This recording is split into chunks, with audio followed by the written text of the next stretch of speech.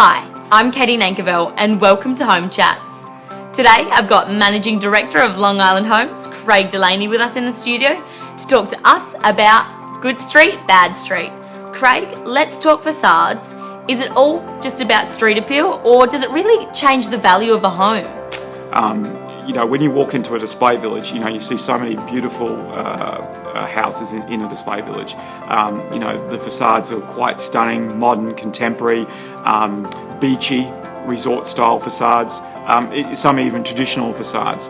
And certainly, when we're looking at the value of a project that someone's looking at, it really then is broken down to, do I need a lot of house for my money because it might be a first home, or I might have a large family? Do I have the money to invest in a nicer front-looking facade in a house? And the reality is that the estate has a lot to do with that. If it is an upmarket estate, then you've got to look at the potential of what houses are going to be built around you, and make sure that you're somewhere in keeping with that. You don't want to be the worst house in the best street. You don't want to be the best house in a normal street. You want to think about what's the value that's going into that estate. And very quickly you're able to see what people are generally looking to spend in an estate. You can have two estates side by side. One is going to have a very different touch and feel to another. And that's where talking to your builder, getting some feedback on the estate, getting some feedback around the area as well, because the land estate is there to sell land, and God bless them, and they're going to want to promote their estate. But you need some independent advice. So Craig, do we need to be careful when choosing a facade for our home? What sort of things do we need to consider? Well, when you're looking at an estate, Katie, you'll find that a lot of the estates have guidelines. Now, those guidelines are exactly that, a guide.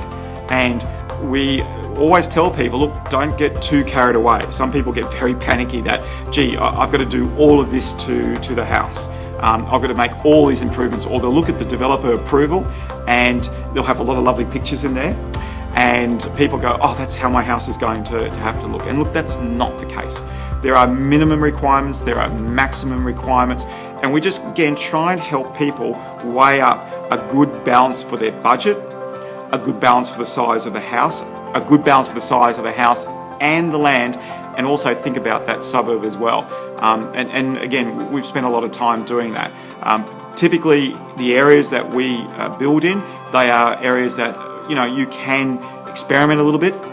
There is a little bit of elasticity in what you do and don't have to do. So, we have a lot of fun with this. We really have a lot of fun helping people have a nice presenting house, something they can be very, very house proud of, but also know that they've got really good value for money. Thanks for coming in today, Craig. That's all we've got time for today on Home Chats. Until next time, take care.